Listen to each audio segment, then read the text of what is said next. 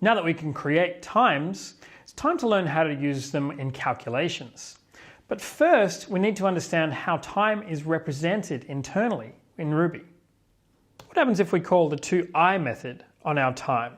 This is to get the integer representation of our time. We get a number. But what is this number? This is actually known as the seconds since the epoch, and this is how computers represent time internally. It's simply the count of the number of seconds since January 1st at midnight, 1970. But now that we know time is really just the number of seconds, it's an integer number, we can do calculations with it. For example, we could calculate the number of years it's been since the epoch. So that's January 1st, 1970.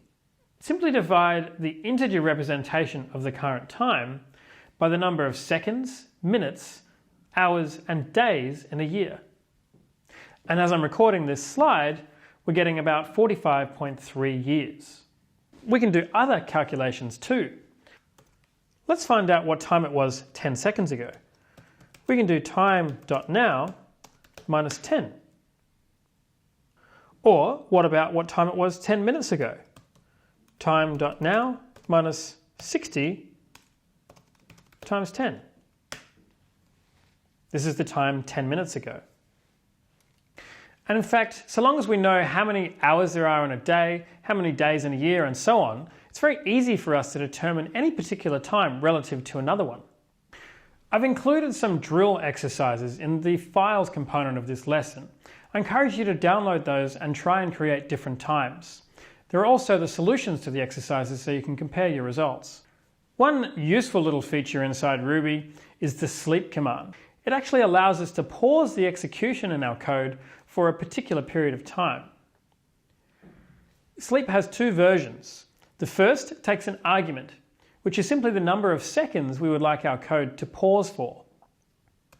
If I type sleep 3,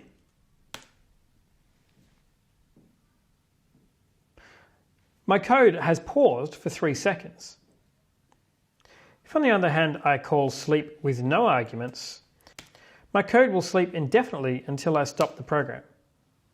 I recommend that you only ever use sleep with an argument. Sleep without arguments can be dangerous. I'd like you to build a clock. You can use what you understand about time and sleep to implement it. Your clock should update every second and print out the time in a human-readable format. Solution, as always, in the next video.